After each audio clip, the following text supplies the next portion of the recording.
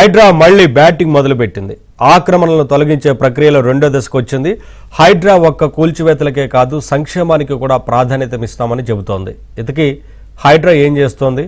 వస్తున్న ఆరోపణలేంటి? ఇస్తున్న సమాధానం ఏంటి?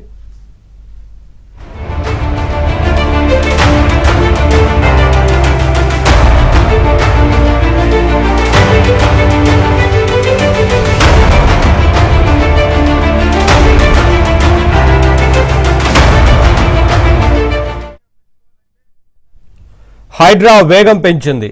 ఆక్రమణదారులపై కొరడా జలిపిస్తోంది. గాజుల రామారావు ఆక్రమణలు తొలగించిన తీరు, వివేకవంతంగా హైడ్రా ప్రవర్తించిన విధానం కూడా తెలంగాణ ప్రజల ప్రశంసలు పొందింది. కొంతమంది జనం హైడ్రాపై ఎదురు తిరిగిన నేపథ్యంలో ఉద్రిక్త పరిస్థితులు ఏర్పడినప్పటికీ హైడ్రా అధికారులు సంయమనం పాటించారు. ఇంతకీ అసలు ఏం జరిగింది? ABN spotlight.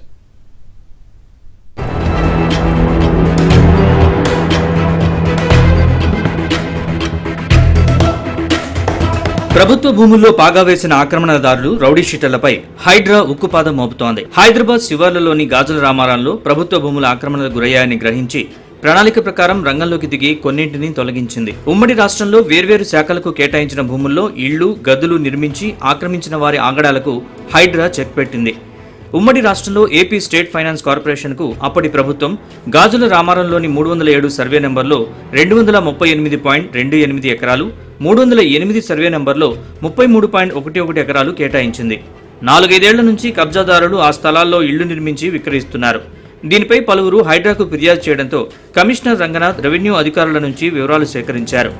కలెక్టర్ ఇతర అధికారుల ఆక్రమణలను పరిశీలించిన తర్వాత భారీ బందోబస్తు మధ్య హైడ్రా, రెవెన్యూ, జీహెచ్ఎంసీ సిబ్బంది ఆక్రమణలను తొలగించేందుకు రెడీ అయ్యారు. 10 బృందాలుగా విడిపోయి ఆక్రమణల కూల్చివేతల్ని ప్రారంభించారు. మొత్తం 275 నిర్మాణాలను నేలమట్టం చేసినట్లు అధికారులు తెలిపారు. ప్రస్తుత మార్కెట్ ధరల ప్రకారం భూముల విలువ 15,000 కోట్లు అని, వీటి రక్షణకు కంచెలు ఏర్పాటు చేస్తామని హైడ్రా కమిషనర్ రంగనాథ్ వివరించారు. కొన్నవాళ్ళు ఎవరనేది కూడా మనకి, అంటే కొనేవాళ్ళు ఉన్నారు, కొనేవాళ్ళు ఆర్ ఎవరైతే విక్టిమ్స్ వాళ్ళని మనం అందులో ఇల్లులు ఉన్న వాళ్ళని ఎవరిని కూడా మనం డిస్టర్బ్ చేయలేదు. ఎవరైతే కనుక డోర్లు లేవో లేదా ఇంకా అసలు ఎవడో అది ఊరినే ఇంకా నడుస్తుంది అనమాట, కబ్జా చేసే ప్రాసెస్ నడుస్తుంది అనమాట. దాంట్లో ఉన్న వాళ్ళే నేను డిమాలిష్ చేసి వాళ్ళని తీసుకొచ్చి కొంతమందిని పెట్టి వీళ్ళని తీసుకొచ్చి వీళ్ళే స్టేజ్ మేనేజర్గా తీసి వీళ్ళంతా బాధితులు లేకపోతే ఇదనే కాదు, యాక్చువల్గా ఉన్న వాళ్ళని ఎవరిని టచ్ కూడా చేయలేదు. ఇందాక చెప్తున్నా కదా మీకు, ఆల్మోస్ట్ మోర్ దెన్ 640 హౌసెస్లో ఉన్న వాళ్ళని ఇక్కడ 900 పైన ఎంక్రోచ్మెంట్స్ ఐడెంటిఫై అయినాయి. కానీ కూడా 640 అంటే more than 3/4 almost like 60-70% we did not touch.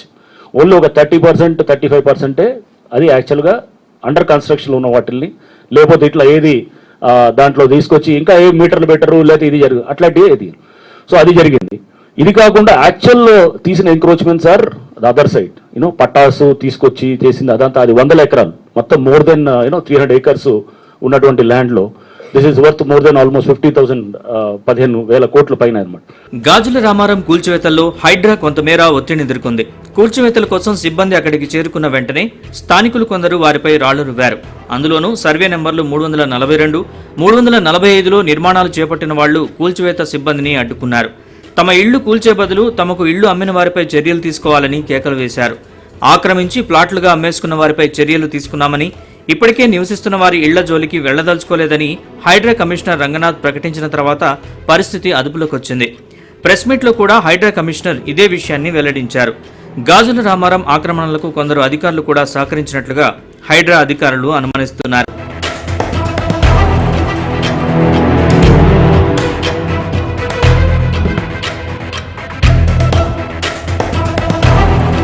ఇప్పటివరకు మొత్తం 923 ఎకరాల్ని ఆక్రమణల నుంచి రక్షించామని రంగనాథ్ తెలిపారు. సుమారు 50,000 కోట్ల విలువైన ప్రభుత్వ భూములు రక్షించినట్లు తెలిపారు. హైదరాబాద్ నగరంలో దాదాపు 60 చెరువులు కనుమరుగయ్యాయని చెప్పారు. 6 చెరువులకు పూర్తిగా పునరుజ్జీవం కల్పించినట్లు వివరించారు.